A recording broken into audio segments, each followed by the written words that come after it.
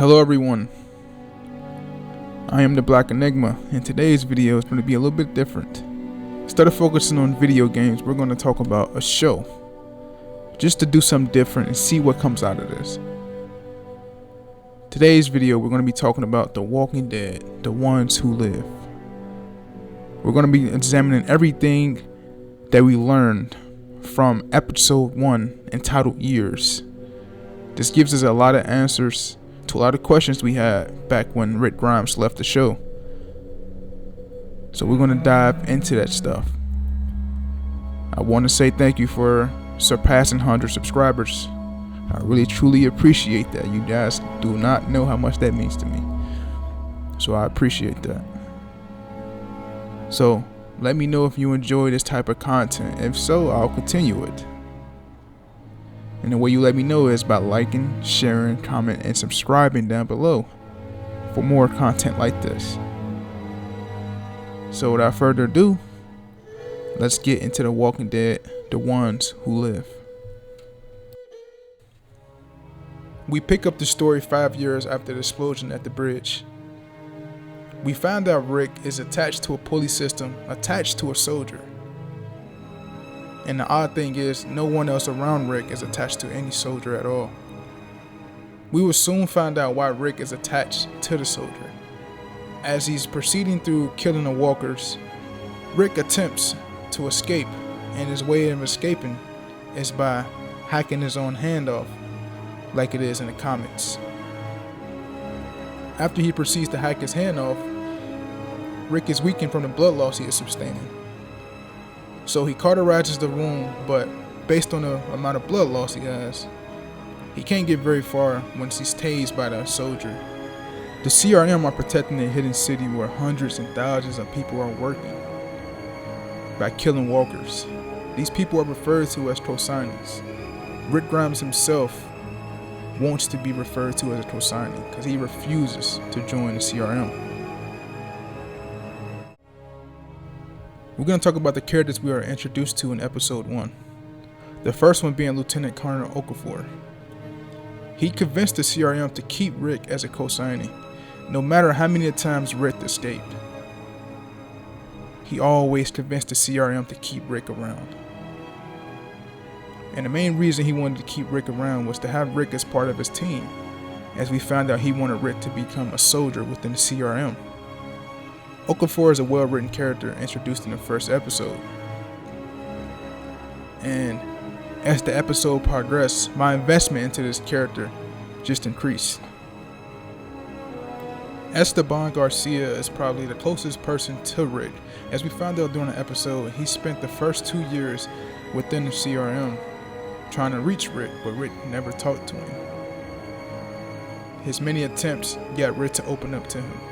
And he actually gives Rick a good plan about taking Okafor's offer, making Rick realize that maybe you should take him up on the offer and you can use that as a way to escape the CRM.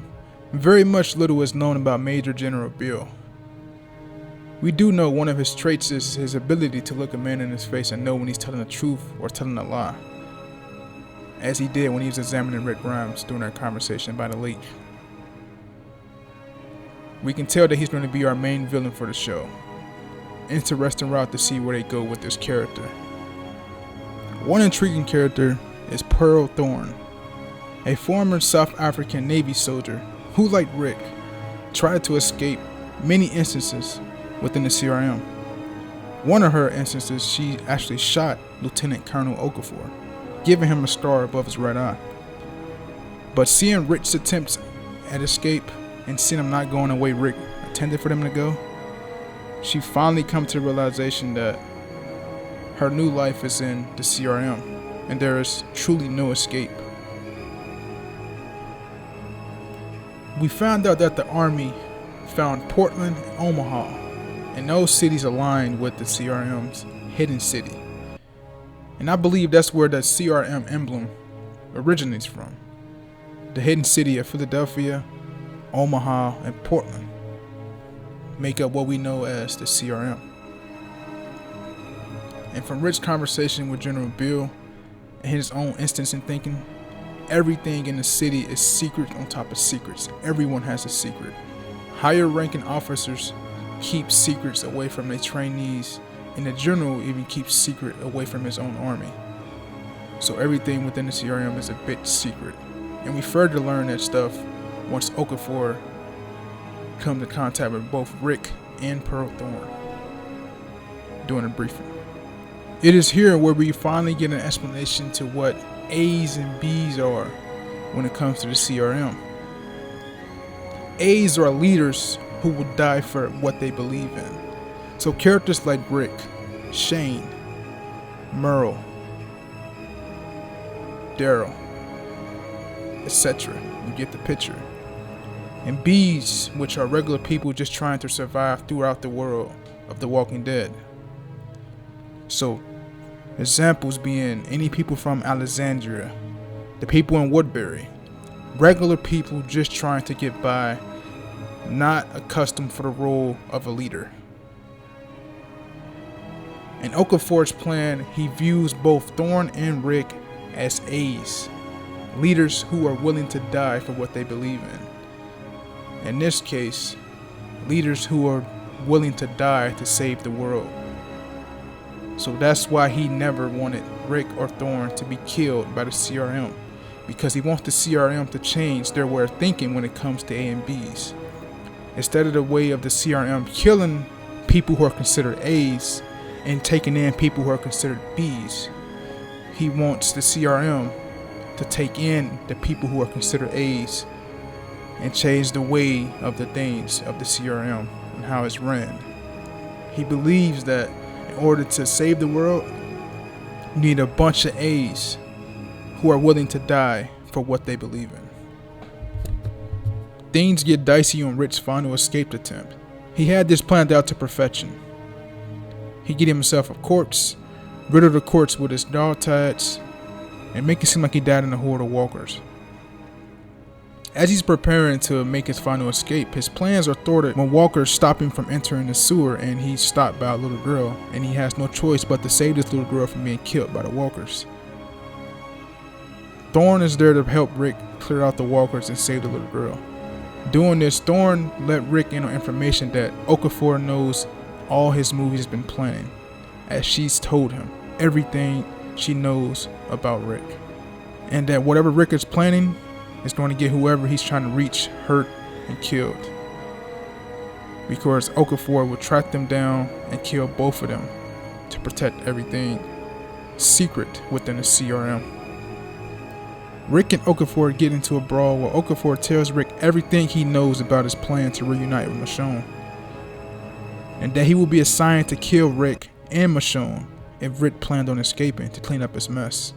It is here where we learn that Okafor was aware of the bottle that Rick threw in the boat to Michonne, the drawings, and how he found out about the name Michonne and about Judith. This is also where we learn that Okafor killed his own wife and 100 bunch of other soldiers in the stadium bombing to stay with the CRM. And that is where he lost everything and truly came to a realization that his life is with the CRM.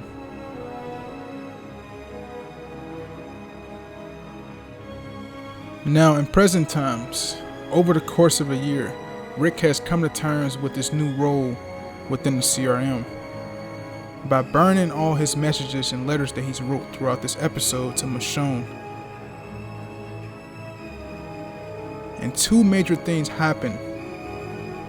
The first being that one of the 3 governor cities within the CRM has been bombed and fallen, along with its 90,000 inhabitants in the city of Omaha. So now there's only 2 governed cities, with Philadelphia and Portland left. I feel like this will be a vital part played throughout this season, because we do not know who did the bombing.